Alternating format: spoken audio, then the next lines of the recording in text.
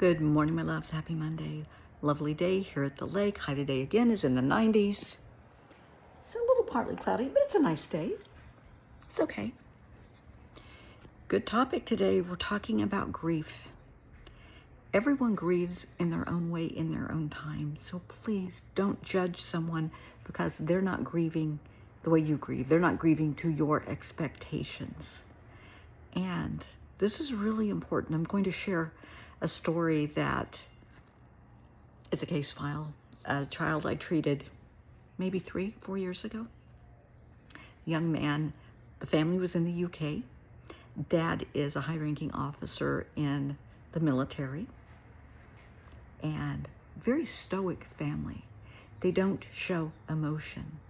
They're very stoic. Lovely people, but stoic. And they were referred to me through friends. I treat clients all over the world, so it's great. And the problem was this lovely young man, don't remember how old he was, 14 maybe? 12, 14, somewhere in there. They thought he had Crohn's disease. He was just doubled over in pain all the time, couldn't eat anything. And this had been going on for about a year, to the point they were looking at major surgery. The doctors in the UK didn't know what to do with him. They'd done all the testing. They had done everything. They were going to do exploratory laparoscopy, exploratory surgery, to see if they could find out what's going on, because nothing's adding up. And this child could not attend school. He was bedfast. It was horrible. They were at their wits' end, so when in doubt, call Brenda. So I talked to Mom and Dad. Lovely people, like I said, very stoic. And I said, can I talk to him? Okay, nobody had ever done that.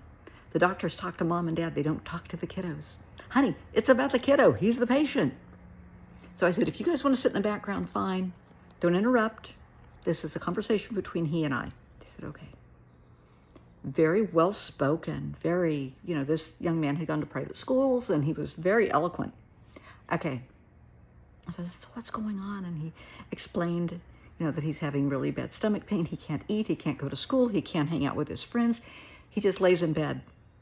And that's awful for a teen. I mean, if you have teens, if you know teens, they don't lay in, well, they do lay in bed, but that's usually, from whenever they get them from the party until noon, and then they're up and at it again. This young man was in horrible shape. I said, okay, tell me what's been going on the last couple of years. We talked a little bit about school. Excellent grades, excellent student, well-liked. He played on their football team, which is, in America, is a soccer team, and just a lovely young man. I said, well, what about in the family? Got tears in his eyes, and he said his grandfather had passed. I said, oh, honey, I'm so sorry. Tell me about him. And he kind of looked around, and I said, they're not here. It's just you and me. We're talking. You don't pay attention to Mom and Dad. And he started talking about his grandpa. He loved his grandfather, his granddad, loved him. Just absolutely thought he hung the sun, the moon, and the stars. And it was just so nice to see him open up and share. And he cried. Tears were running down his cheek, and he was telling me all about his grandfather and how wonderful he was. And then he died rather suddenly. And he said he was just gone. He was just gone. And it just broke his heart. I said, yeah, but you have the memories, and nobody can ever take away those memories. And he nodded, but you could tell that that was awful for him. And he said, and then his grandmother died about 6 months later. And in between the death of his grandfather and his grandmother, his dog got hit by a truck and died. And he was it was more than his little heart could take. Yeah. He talked about his dog, and he really cried. And he talked about his grandma, and he really cried. And then I asked the hard questions. I want you to tell me what you remember most about your grandfather. He said, oh, his pipe tobacco. Okay. I said, when you close your eyes and you think of him, can you still smell it? And he kind of grinned and he said, sometimes. I said, what about your gram? And he got a big smile on his face, and he said, her hugs. Well, anybody that has a grandma knows. Us grandmas, hey, we give the best hugs ever. And then we talked about his dog. And he just cried and cried and cried. I mean, I get teary thinking about it. And I said, okay, I got all the answers I need. And he said, no, trust me. So I called Mom and Dad back over. So they were sitting at a table and they had me on FaceTime. I said, here's what I want to do. And I asked Mom and Dad if they still had any of the granddad's clothes, any of his shirts, a sweater. And they said, oh yeah, we have them in a trunk. Get it out, give it to him. And I want you to take it to bed with you every night, to cuddle up with it every night. When you get scared, when you get afraid, when you just need to feel that, I want you to just take that sweater and hug it tight. And then we talked about Grandma. And there were pictures that they had put away. They didn't have them out. So let's put some pictures out of, the grandparents. And then the dog issue. And the parents said that just broke the whole family's heart because it was a couple of years old, but it was, just a lovely dog and everybody loved it. And I said, so it's been a year, right? Yeah, about. Why don't we try getting another dog if it's time? Give it a shot. I want you to try this for a week. I want you to call me back. I got a call before a week. It was probably 4 or 5 days. The stomach pains were gone. He's happy. He's laughing. He's able to start eating again. And they were going to go looking for a dog in another day or two. And then I got photos of him and his new puppy. So the point of all of this is blocked emotions can and will manifest as physical symptoms. This poor child's grief was just so bottled up. It was killing him.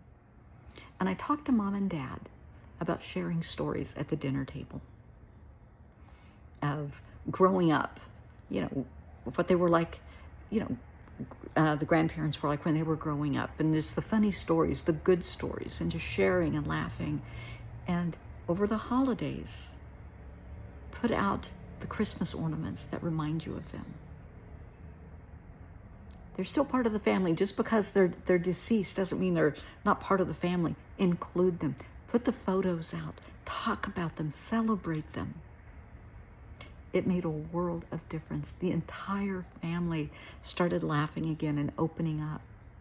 You don't have to be stoic. You can be stoic at work, but at home, open your heart.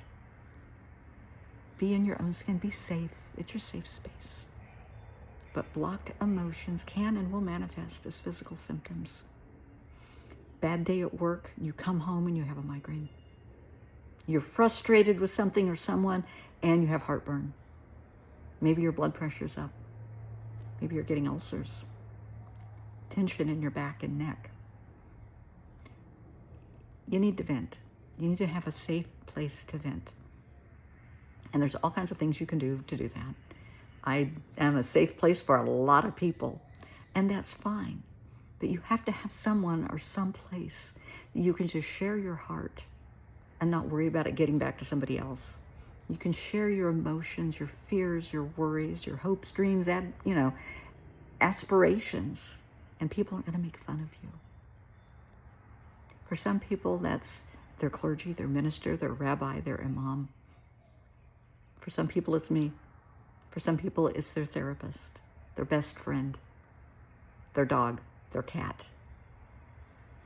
Just don't let your emotions stay bottled up to the point they start eating at you. A lot of doctors refer clients to me because they've done all the tests, just like this little boy. They've done all the tests. They're at the end of their rope. They prescribed all the medications. They don't know what to do. They refer a client to me. The client's pissed off because they interpret that as, oh, great, they think I'm crazy. Oh, honey, just the opposite. Absolutely. No. They know your symptoms are so real and they don't know what to do anymore. I'm intuitive. I know. I can see. We start talking, they start feeling better. Funny how that works. So please, just remember, there's no rules on grief and grieving. You grieve your way. But if you are grieving, I want you to promise to do two things. Grieve constructively. Never hurt yourself or anything or anyone else. I want you to get outside at least once a day, even if it's just walking to the mailbox. Get outside. And celebrate the memories. And if other people don't like it, they don't understand it, well, it's not their life, is it? It's not their grief, it's yours. If that means you're still going to set a place at the dinner table on Thanksgiving for your loved one that's no longer there, then you're going to do it. If you're still going to put a present under the Christmas tree every year for them, you're going to do it. And if they don't like it, well, they can leave, can't they? Your grief is yours. Theirs is theirs. But just don't let it eat you up. Your loved one would not want that. Just something to think about on this beautiful Monday.